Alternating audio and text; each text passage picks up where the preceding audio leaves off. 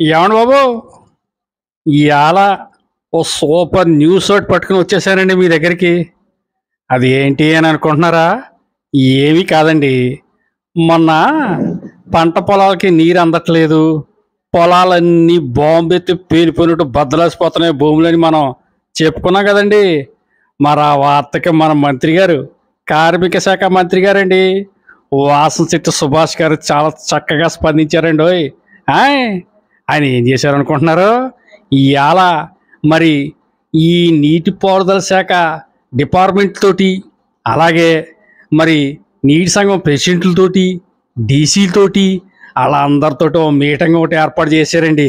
చేసేసి వాళ్ళందరితో ఆయన ఏమన్నారంటే అండి, గత 5 ఏళ్ళు ఈ దిక్కుమాలిన వైసీపీ ప్రభుత్వం వల్ల పంట పొలాలన్నీ నాశనమైపోయి, పంట బోధుల కానించి, పంట కాలువల కానించి, డ్రైనేజీల కానించి అన్నిటినీ ఈ జగన్ ప్రభుత్వం సర్వనాశనం చేసేసింది. అందువల్లేనండి బాబు ఇవాళ మనం ఈ నీటి సమస్యని ఈ విధంగా ఎదుర్కొంటున్నాం. కానీ వాళ్ళు ఏదో చేశారని మనం చెయ్యొద్దు.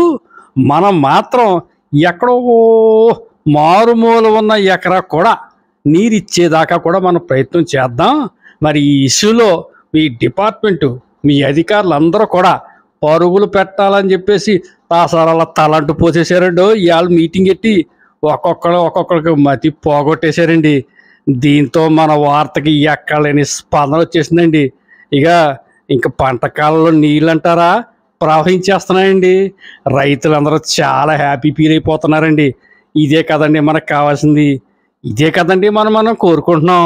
రైతును చల్లగా చూడమనే కదండి బాబు మనం కోరుకునేది.